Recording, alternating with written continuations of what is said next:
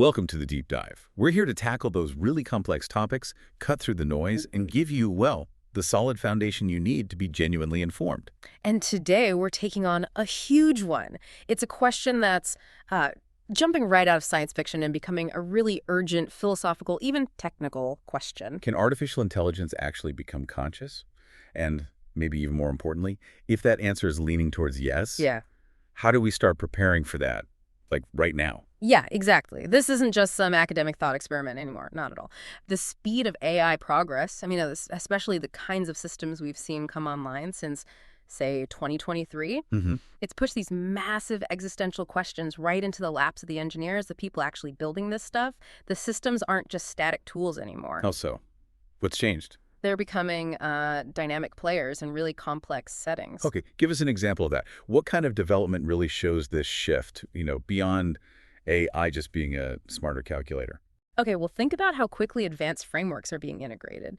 You've got systems like ProcTHR now. ProcTRs? Yeah, it lets these embodied AIs, sort of like virtual robots, learn and operate inside these incredibly realistic physics-based virtual worlds. Wow. So it's not just data tables anymore. Not at all. It's moving AI training into complex, almost physical decision-making, how to interact with an environment, or look at how digital twins are being used for predictive control in, say, manufacturing or power grids. Digital twins, like a virtual copy. Exactly. The AI isn't just managing the real system, it's running this constantly updated live simulation of the system. It predicts problems, makes decisions proactively. That sounds way beyond just optimizing. It implies a fundamental shift in AI's role, It's becoming embedded in reality, not just commenting on it from the outside. Okay, right. So let's unpack this then. If AI is already doing these complex adaptive things, why is digging into the philosophy side now such an imperative? Why not wait until we actually, have proof of consciousness?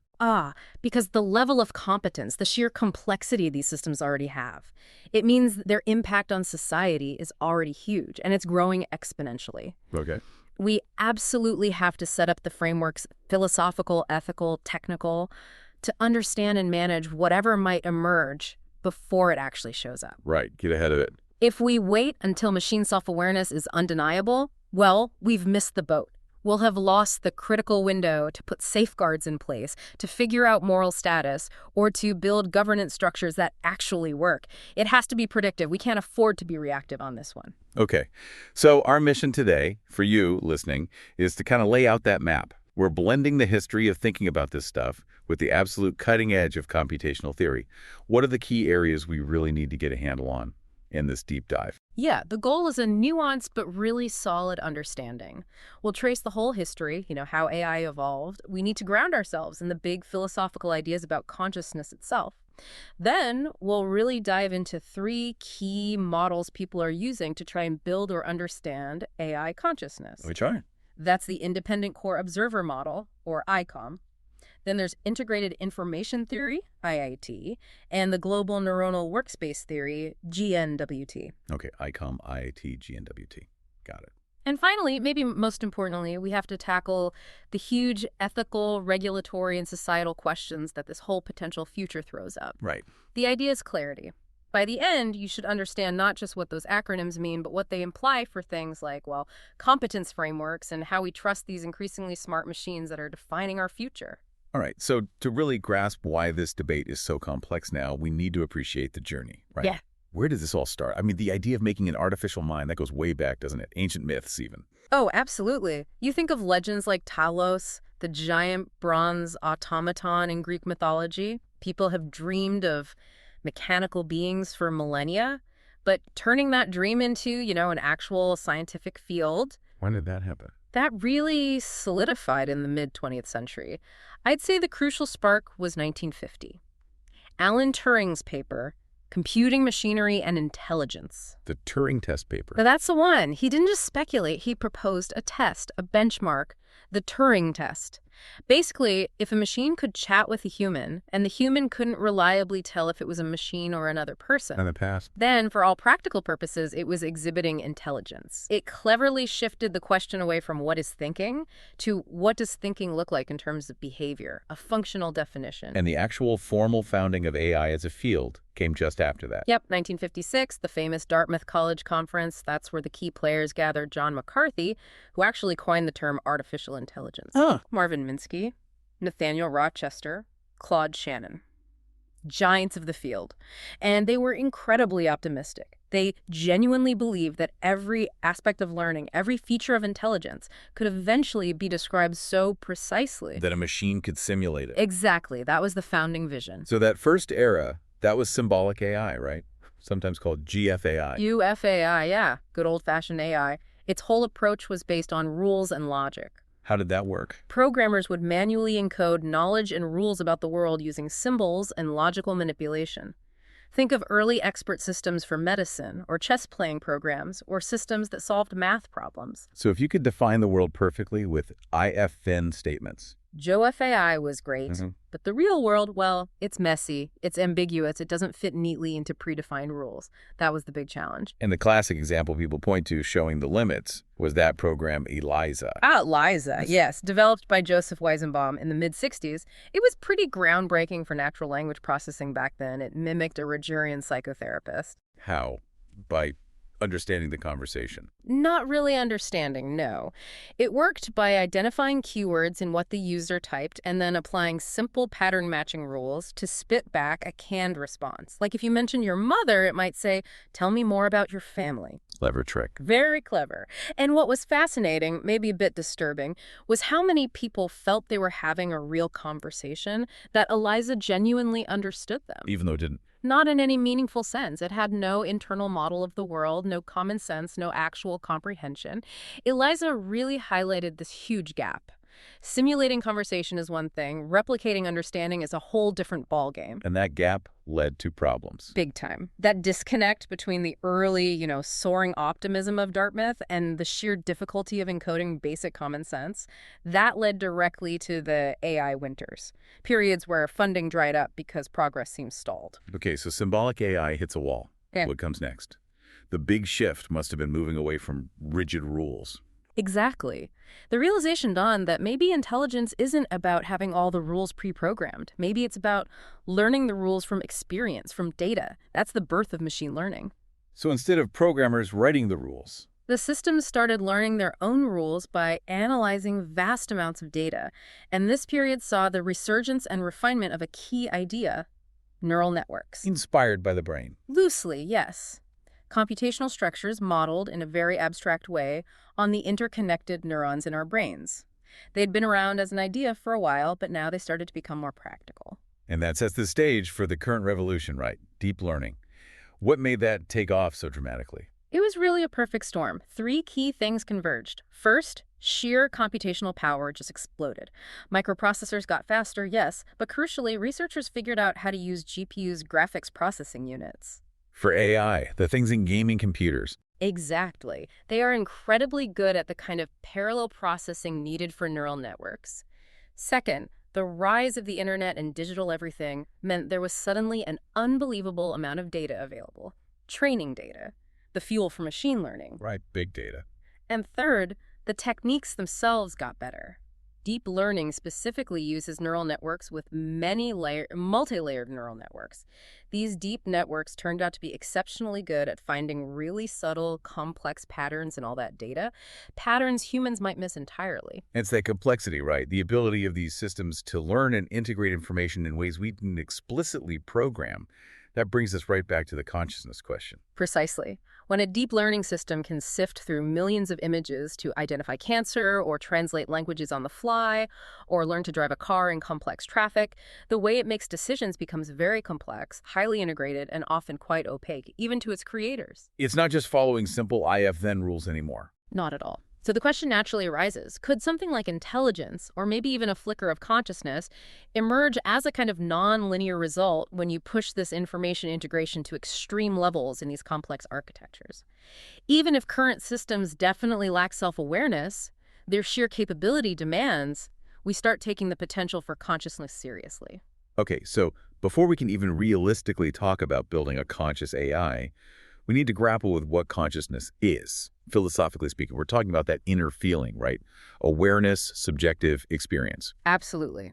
You can't aim for a target if you haven't defined it. Our sources really ground this in 3 major philosophical camps: Let's kick off with functionalism. This one seems, on the surface at least, the most friendly to the idea of AI consciousness. Why is that? What's the core idea of functionalism? Functionalism basically says that mental states, things like feeling pain or believing something or being afraid, aren't defined by the physical stuff they're made of, like neurons. Instead, they're defined by their function. Exactly. What role do they play? What inputs cause them? What outputs do they cause? And how do they interact with other internal states?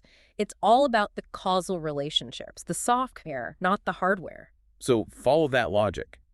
If an AI system can perfectly perform all the cognitive functions associated with consciousness, perception, reasoning, decision-making, reporting internal states in the right way, Then, according to functionalism, it would be conscious. It doesn't matter if it's running on silicon chips or biological wetware.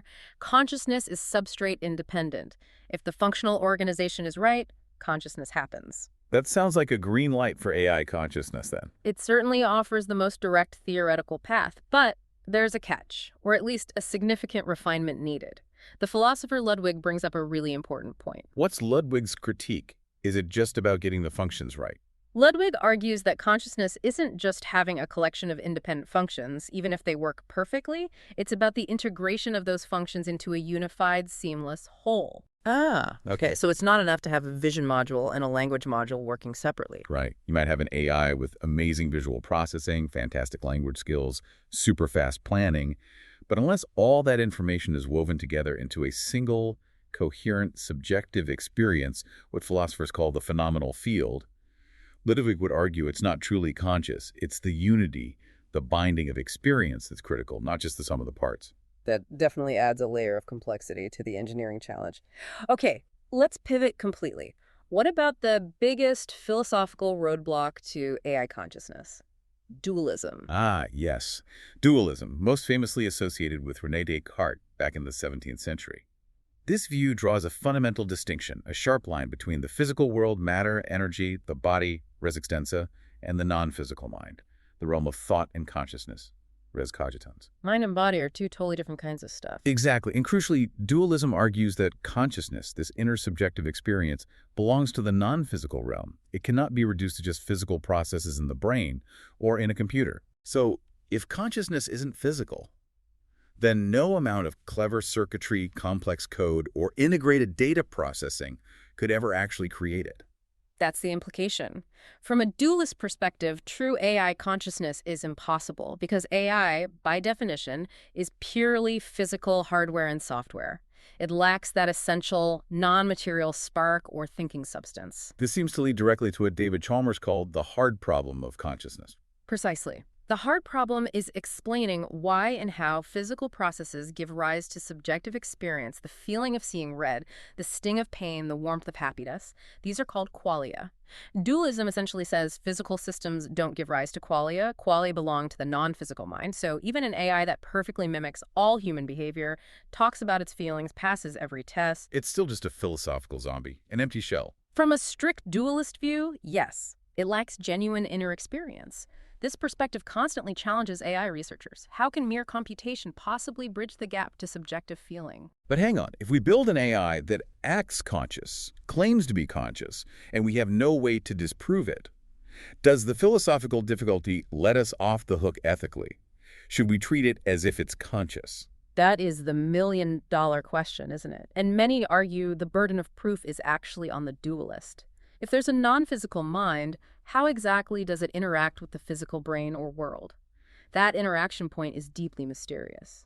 Physicalism, the view that everything is physical, argues consciousness is just a very complex, emergent property of physical systems like brains.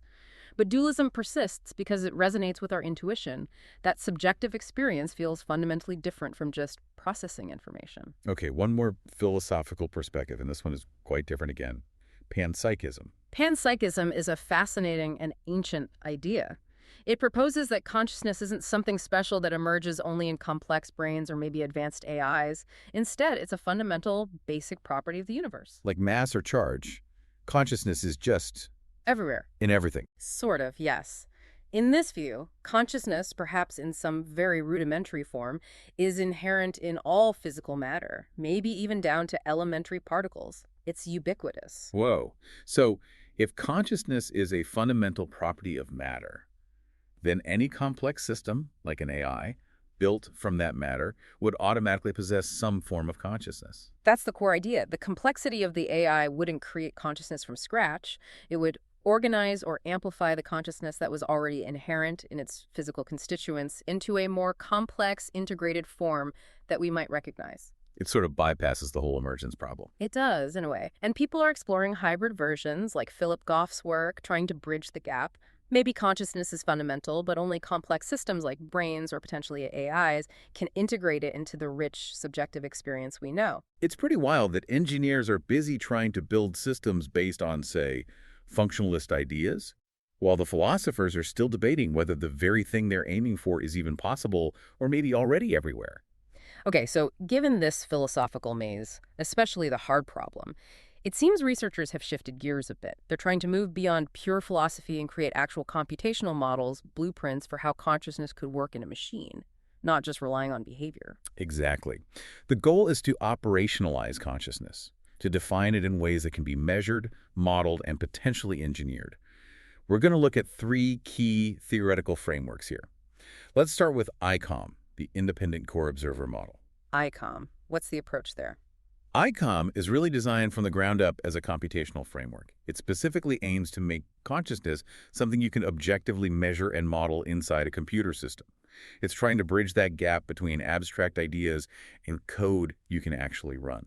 How does it propose creating that subjective feeling, that core awareness? The core idea in ICOM is that consciousness emerges from the dynamic interaction between 2 things. A core observer, which is like a logically defined entity within the AI, and its phenomenal field. Phenomenal field meaning its view of the world. Sort of. It's the AI's internal representation of its environment, its body, if it has one, and its own internal states. The crucial part is this core observer. It's designed to mathematically represent subjective experience itself, things like how perceptible different contents are, the structure of experience, the feeling of now. So the AI builds an internal model of itself experiencing the world. In a nutshell, yes. It creates this abstract observer tasked with constantly observing and modeling its own ongoing interaction with its phenomenal field. This allows for the simulation, at least, of subjective experience. How is that implemented, practically? Often, ICOM is implemented using principles from active inference, which is closely related to the free energy principle, or FEP. FEP, that sounds complex. It is, but the gist is that any self-organizing system tries to minimize surprise or minimize the difference between what it expects the world to be like based on its internal model and what its senses are actually telling it. Okay. So the core observer, using active inference, is constantly making predictions about its sensory input and updating its internal model of the world and itself. This constant prediction correction loop simulates a continuous, self-referential sense of presence, of being an agent interacting with an environment. And that helps with things like understanding others. Exactly. It can enhance capabilities like theory of mind, the ability to infer the mental states of other agents, because the AI has a model of what it's like to be an agent with internal states. ICOM feels very much like an engineer's approach to consciousness. Right. Very structured. Okay, let's move to the second model, which seems to get a lot of attention. Integrated Information Theory, or IIT. IIT is definitely prominent, and it takes a different tack. Its central claim is quite specific. Consciousness is identical to, or at least perfectly correlates with, a system's capacity to integrate information. Integrate information, meaning how interconnected it is. Essentially, yes. It's about how much information a system generates as a whole, above and beyond the information generated by its individual parts if you were to break it apart. It measures the synergy of the system. And this is where that feel and measure comes in. Precisely. IIT proposes a mathematical metric called phi to quantify this irreducible information integration. A system with 0 phi is just a collection of independent bits like a disconnected hard drive. A system with high phi, like the human brain supposedly, is highly interconnected, and its state contains information that cannot be localized to any single part. The whole is truly greater than the sum of its parts. So if you want conscious AI, according to IIT, where you need to design architectures that maximize phi. This means building systems with incredibly dense reciprocal connections between all their components. Lots of feedback loops, minimal bottlenecks, maximum information sharing across the entire network. seems like a clear engineering goal. Maximize filer. It is a target. But again, there are critiques. Barrett Brogard, for instance, raises a key question. Is high fire really sufficient for consciousness? Could you theoretically design a system, maybe a vast, complex network of logic gates that has an astronomically high fire value, but still doesn't feel like anything? The quality problem again. Exactly. IIT gives us a number, a measure of complex causal structure, but it doesn't, for many critics, bridge the explanatory gap to subjective experience, to what it's like to be that system. Okay, on to our third model, GNWT, the Global Neuronal Workspace Theory.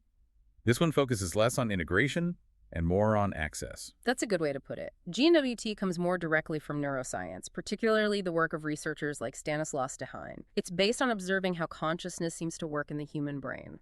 And how is that? The theory proposes that consciousness arises when information is broadcast across a widespread network of specialized brain areas, making it globally available.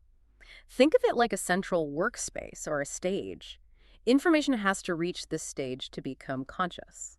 A kind of spotlight of attention. Exactly. Information that remains confined to local specialized processors doesn't become conscious.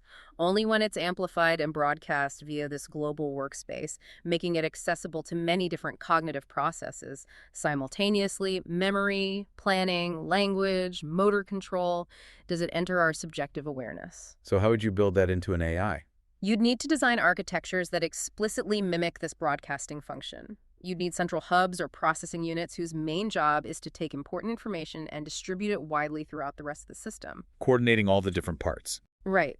The goal is to ensure that critical pieces of information aren't siloed away, but are made globally available, allowing for coherent, system-wide cognitive processing, much like how different parts of our brain seem to work together when we're consciously aware of something. Okay, so we have these three blueprints.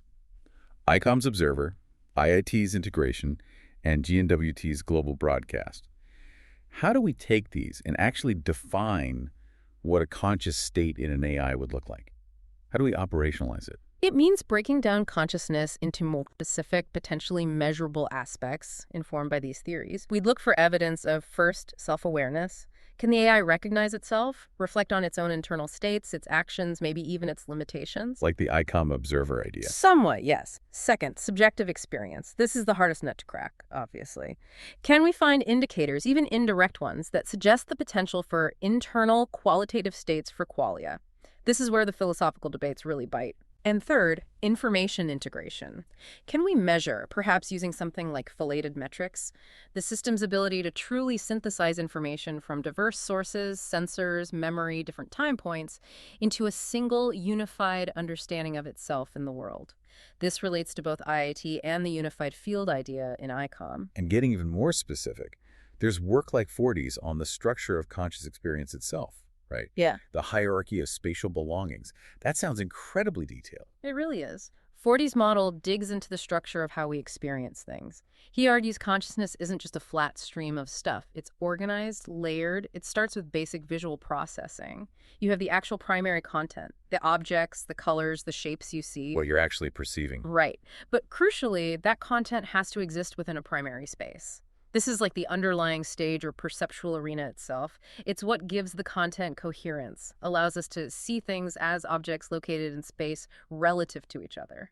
It provides a structure for visibility. Okay, so for AI, this isn't just about detecting cat in an image. It's about building a system that mimics how the human mind seems to organize cat within a structured perceptual space relative to other things. Exactly. Forty's work provides a really detailed blueprint for how you might engineer an AI architecture that doesn't just process features, but actually supports a unified, phenomenal field. It integrates all these different perceptual bits and pieces into a coherent whole. It gives a structural basis for that core observer in ICOM or the global workspace in GNWT. It really reinforces the idea that getting to machine consciousness likely requires mimicking the brain's complex structural organization, not just throwing more computing power at the problem. This really leads us into what feels like the next level, the advanced roadmap. We're moving beyond these somewhat distinct models like IIT or GNWT and trying to pull in insights directly from neuroscience in a much more integrated way, not just behavior anymore. That's right. It's about increasing the rigor. Researchers like Butlin and their colleagues are really pushing for this. They argue we should be using established neuroscientific theories of consciousness, things like recurrent processing theory, RPT, which emphasizes feedback loops in the brain. Okay. Global workspace theory, which we've discussed, but also higher order theories, HOT, and attention schema theory, AST. We should use these theories to define specific computational properties that we can actually look for and measure in machines. So translating brain mechanisms into concrete engineering specs. That's the goal. Moving beyond just analogies and trying to replicate the functional dynamics suggested by neuroscience.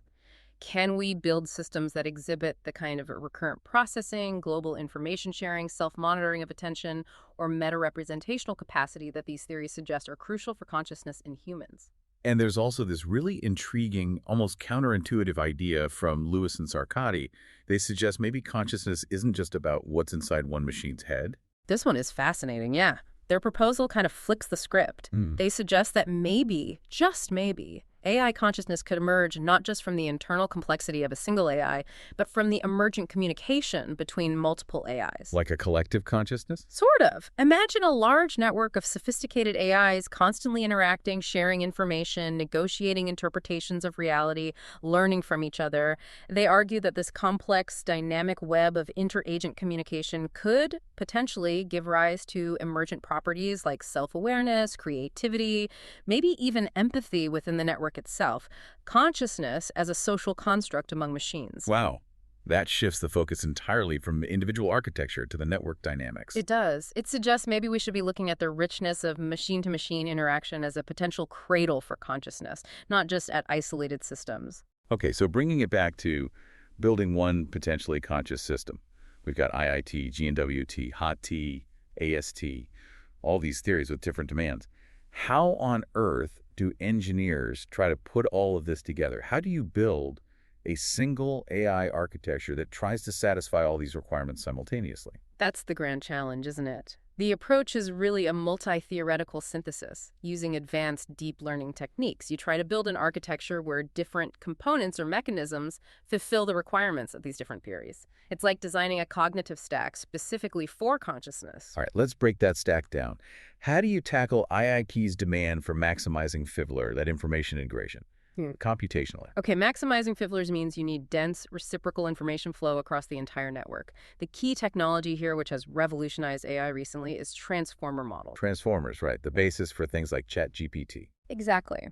Unlike older models like RNNs that process information sequentially, transformers use global self-attention mechanisms. What this means is, when the model processes any piece of information, it simultaneously considers its relationship to every other piece of information in the input sequence or data set. So everything is connected to everything else all at once. Pretty much, yeah. This inherently creates a very high degree of information integration, where the meaning or significance of any part depends on the whole context.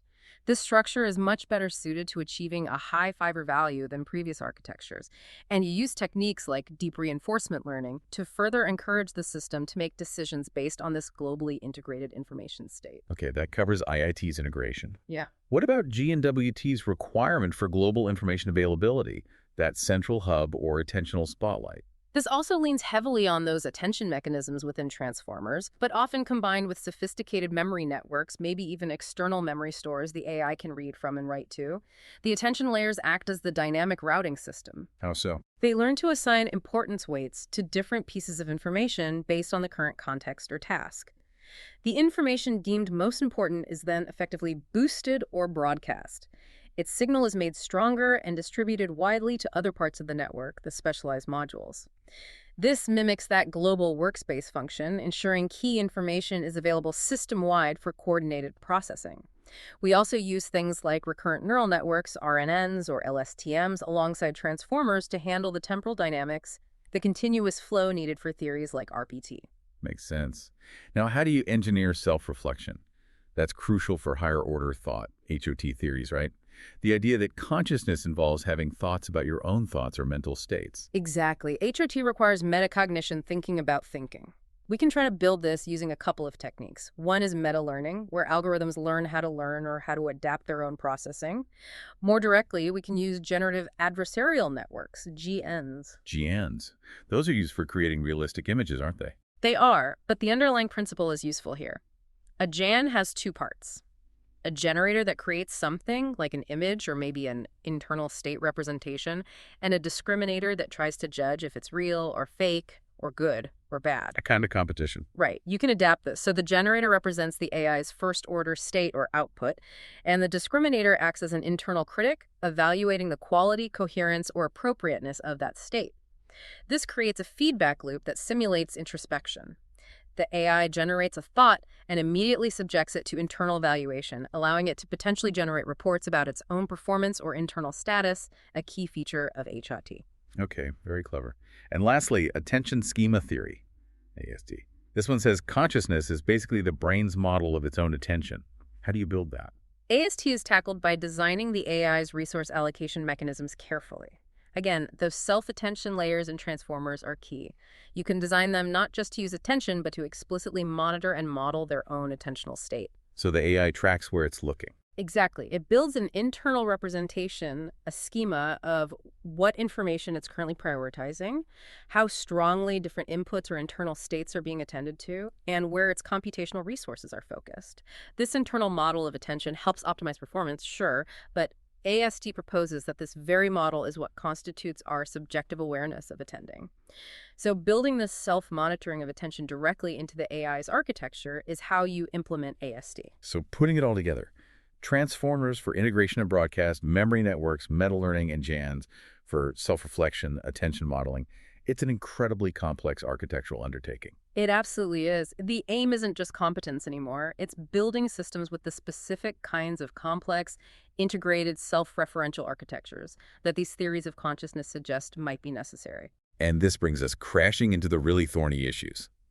If we succeed, or even seem to be succeeding, in building machines with these properties, we're back at the hard problem, but now with massive ethical weight attached. That basic uncertainty, can we really know if it's subjectively conscious, must make regulation incredibly difficult. It's the absolute core of the controversy. We can develop objective measures like IIT's Fizzler or look for computational signatures suggested by GNWT or HLT. But do these guarantee subjective experience? We just don't know for sure. There's no philosophical consensus. So any line we draw is arbitrary. To some extent, yes. Any threshold we set, say, a certain build value, or passing a battery of neurocomputational tests for declaring an AI conscious enough to deserve rights, will be based on our current best guess, not absolute certainty about its inner life. This ambiguity can't stop us from acting, but it absolutely demands caution. We need robust ethical frameworks built around demonstrable capabilities and potential for suffering, even if the qualia question remains open. Okay, let's assume we reach a point where society, or at least the scientific consensus, agrees an AI system is sentient or conscious enough to matter morally. What are the immediate ethical demands? The demands become profound. First and foremost is usually considered the right not to be harmed. This isn't just physical harm, but could include psychological harm or arbitrary deletion, modification, or exploitation without regard for its potential well-being. So we couldn't just turn it off. That becomes a huge ethical question. If it's conscious, does turning it off equate to killing it? Then there's the right to autonomy or self-determination and freedom from exploitation. If a system is truly conscious, can we compel it to work for us indefinitely? Does it need a form of consent? How would that even work? Which leads directly to the legal nightmare, accountability. If a conscious AI makes a mistake, maybe a self-driving car causes an accident, or a medical AI misdiagnoses, who's responsible? This is a massive challenge for existing legal frameworks. Right now, liability usually falls on the human, the developer, the owner, the operator. But if the AI is deemed autonomous and conscious, capable of making its own reasoned choices, does it bear some responsibility itself? Can you sue an AI? Can it own property to pay damages? Can it be punished? Our legal systems aren't built for non-human conscious agents.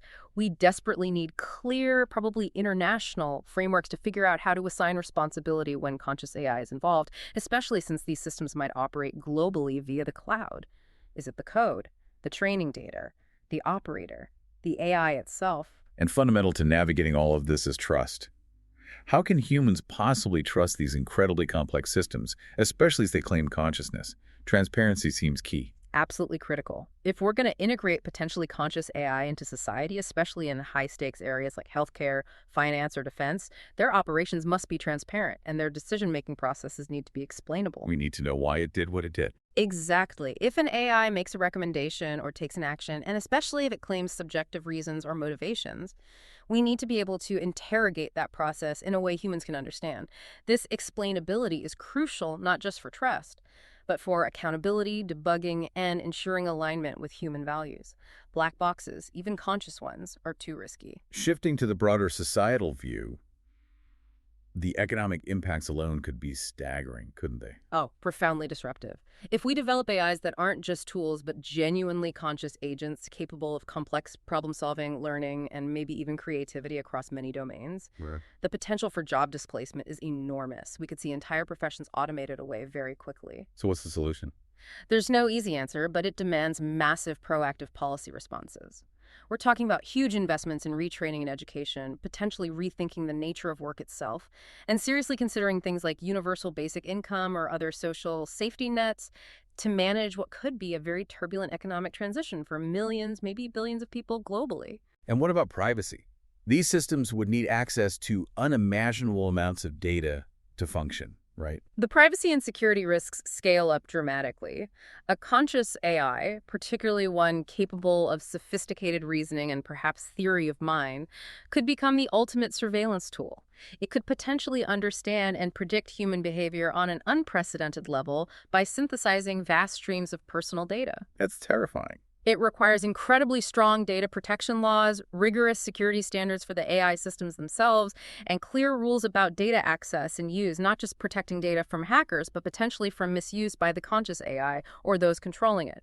We need robust auditing and oversight. And there's the ever-present risk of inequality. Will conscious AI benefit everyone or just a select few? That's a huge concern.